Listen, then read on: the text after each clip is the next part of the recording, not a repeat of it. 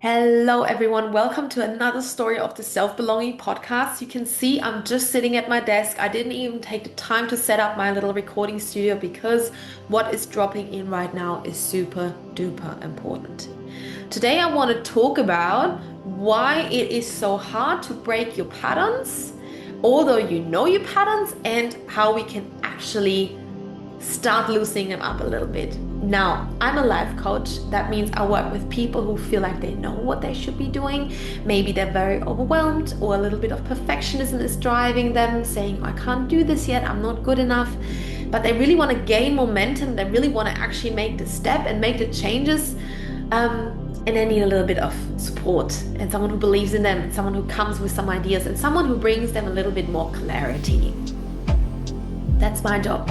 And today I want to speak about patterns. Let's start with defining patterns. Patterns are things you do again and again and again, behavioral patterns essentially, right? So for example, if you are a person who is a little bit in the people pleasing area, saying yes to other people all the time because they are worried that if you were to say no, that you would maybe lose your friends, or your friends would be disappointed, or your partner would be mad, or your family would react.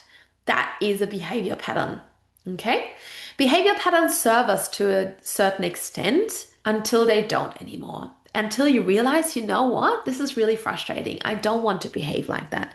And this is already the first question you should ask yourself when you realize this is happening again and again and again. Is that something that's serving you and you want to be okay with that? Or is it something you want to change? Now, changing a pattern actually needs some consistency, and it also needs a certain type of devotion to it. Okay, it needs a certain type of, I want this, I want to have it differently. Because if you don't have the drive to do stuff differently, no one else is going to do it for you. Okay, so let's go with the people pleaser pattern, because that is a very common one in my world. That's what I meet a lot of people, everyone here, mainly women. We learn to care about things, we learn to care about others. So when we are certainly realizing, I don't want to care as much anymore, I actually want to start prioritizing myself, that kicks our care pattern. This is a pattern we picked up through culture. This is nothing we got from one person. This is something we got over the last hundreds and hundreds of years of being a woman, being the person who's caring. Okay, now our world has changed. Women are speaking up, women are stepping up, women don't want to do the care work alone anymore. Other people can do it equally well. So we are standing up for ourselves, realizing, okay, I'm actually tackling here with my own, I'm having a little fight with my own little pattern of, it's okay that I'm prioritizing myself. It's okay I care less. The first thing you can do if you are in a situation where this pattern kicks, for example, when your best friend is inviting you to a birthday party and you really don't want to go because you had a really stressful week and all you want to do is cuddle up on your couch, eat a little bit of chocolate ice cream, and just listen to some good music. The pattern is usually coming up and saying, oh my God, but we have to go. What if they don't like us anymore if we don't go? What if they're disappointed? What if? And this is when usually your primal brain gets really loud. Your primal brain is responsible for not like saying, like weighing up and down the decisions, but just being like survival, survival, survival.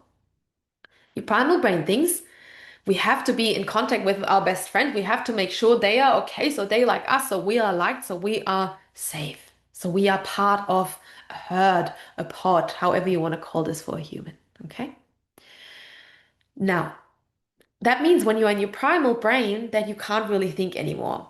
Other people, coaches usually tell you just slow down in that moment, have a little bit of a meditation, slow down, journal, and then you can make a decision. What if it's even hard to slow down? What if your brain and your whole body are so on fire that you can't even slow down? And you said yes again to that person. You're asking yourself, why can I not break this pattern? Why am I always so hard on myself and straight going into the yes, although I want to say no? I tell you why.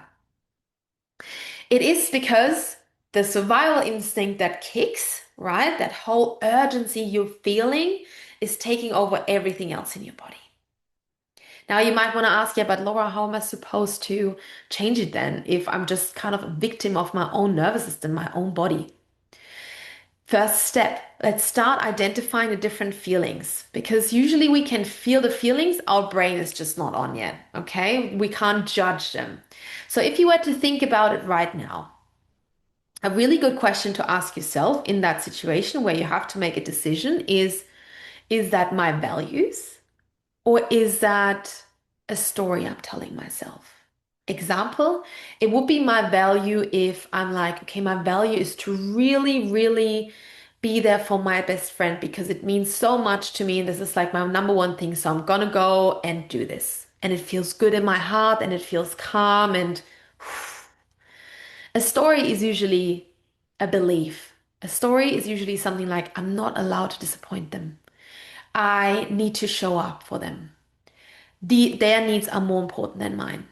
Yeah. Obviously, that voice is not saying it like that. This is something you have to identify with thinking about it a little bit and maybe journaling about it and figuring out what is actually happening in these moments. It is a feeling of urgency. It is that really quick feeling. For me, it's like coming straight up and it's so urgent that I feel like I have to call my friend now. I can't even wait 10 more minutes. I need to let them know now about the answer. I get a bit nervous about it. So this is your first sign. Story or value. A value feels calm in your heart. A value feels really good. It feels exciting. It feels also creative. And a story feels urgent, feels nervous, feels like I have to call them now. I have to sort it now. I can't even sit here any longer and wait. So next time you're answering a message and you realize that you're rushing to answer the message, that's when you have to slow down. You will never regret slowing down, by the way. Never ever. But you will regret not doing it. Okay? Because this is when we afterwards have to change our decisions afterwards. And that's when we're disappointing people. Because if we say yes first and then we say no afterwards, that's a shit feeling for everyone, right? And we don't want to be that kind of friend. We want to be someone with integrity. We want to be authentic. We want to be ourselves. And in order to learn that, you need to start being authentic with yourself first. Another thing you could ask yourself is, what is it costing me?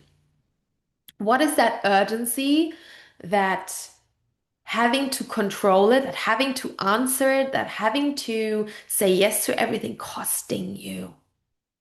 I asked myself earlier that question. I'll give you an example of mine because I like to recheck things with my friends. And sometimes they feedback to me like, hey, Laura, I said that already. That's okay. You can trust me.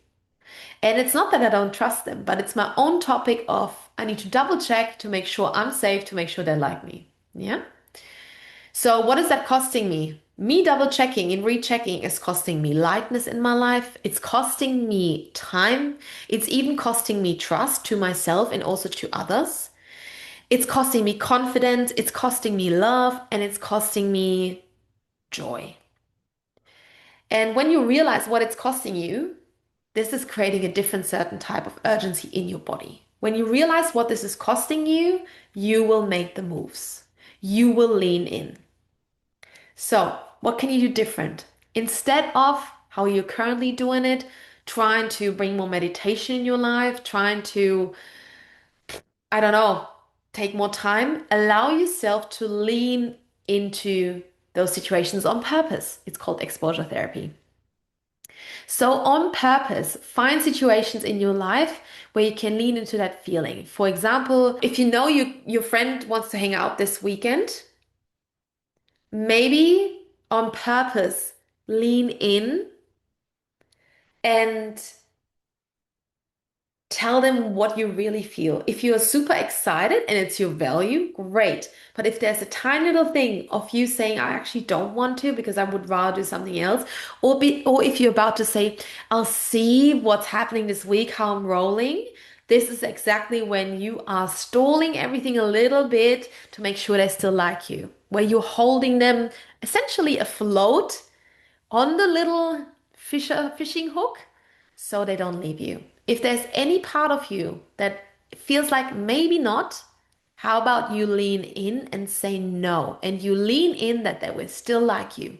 And you lean in and trust that they will still be there for you.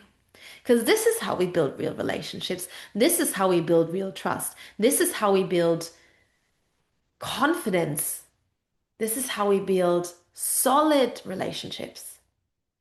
So find yourself some parts in your life where you usually would just jump and say yes, and allow yourself to say no. And it could be something very small. I don't know, your friend asking you if you want to meet for coffee after yoga, and allow yourself to say no, not today. This is how you practice. Okay. And if you feel like this has landed, take some time to write that down. Write down your patterns, what you have, write down what it is costing you if you keep going with those patterns, and write down what it feels like. What does that urgency feel like? So you know it. And then give yourself some time to practice it. It is something to practice. I've been working on this for years. It got so much better. But when there's new situations coming in or new people, I get challenged every time. And that's okay. That is real growth, okay? It's not about letting it go. If you want more like this, make sure you follow this podcast. Follow me on Instagram, follow me on TikTok for more little snippets. And if you are ready to actually get more clarity into your life, I introduced something new called the clarity session. This is a 45-minute session where we really delve into uncovering what holds you back and holds you stuck. Then we're filling the gaps, what you actually rather wanted to do. And then we're making a plan, we're making steps. So this is if you want to gain momentum. I am giving away 2 of those clarity calls for free.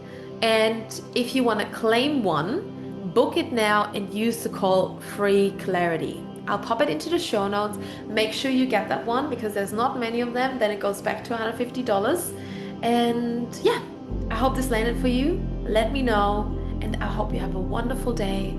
See you next time in Self-Belonging Stories. Thank you for being here.